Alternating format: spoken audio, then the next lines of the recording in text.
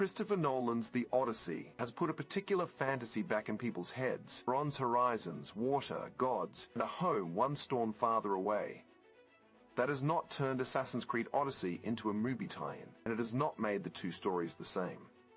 It has simply reminded players what Ubisoft's game offers. Not a strict myth retelling, and not always a classic Assassin's Creed fantasy, but the chance to inhabit a huge, romanticized ancient Greece and make the journey yourself.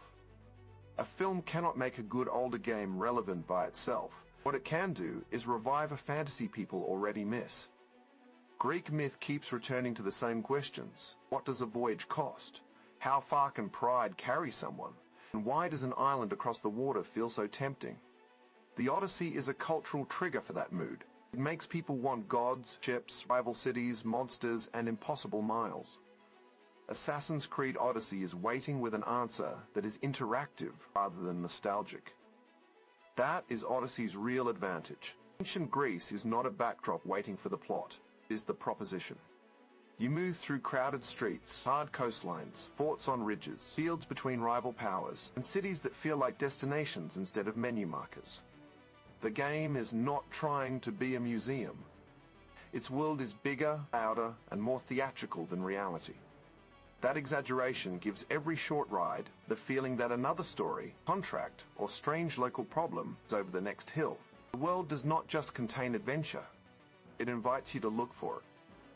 Then there is the sea. This is where Odyssey stops feeling like a large map and starts feeling like an adventure RPG. Sailing is not just transport. It creates distance, anticipation, and risk. An island is a shape on the horizon, route through rough water, and a possible detour because something interesting may be nearby. Your ship ties cities, factions, and myths together. You can recruit people, chase resources, start trouble, escape trouble, simply decide that the next place looks worth seeing. That agency turns Greek geography into something you feel rather than scan.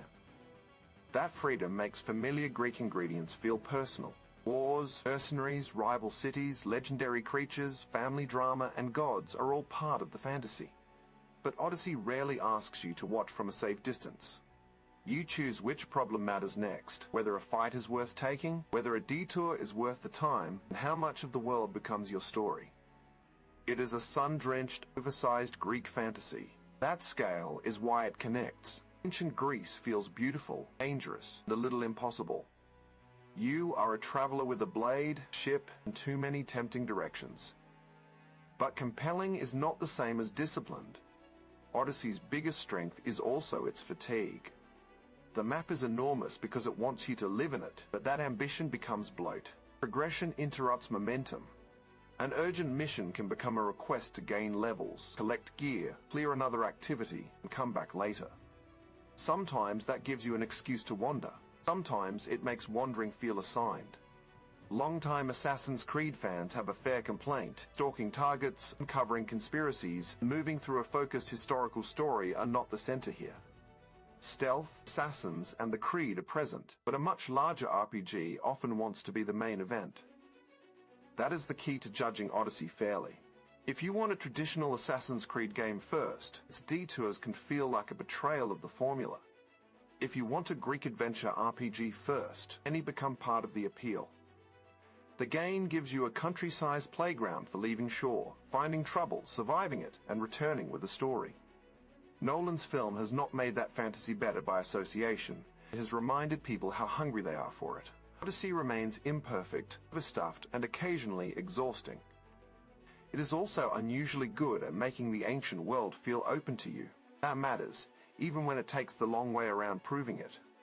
Nolan's film has not rescued Odyssey from its flaws, or transformed it into a direct companion piece. It has put the Greek adventure itch back into focus. Odyssey still answers that itch beautifully. Choose a horizon, take the wheel, chase a rumor, pick a fight, and make ancient Greece feel briefly like a place that belongs to you.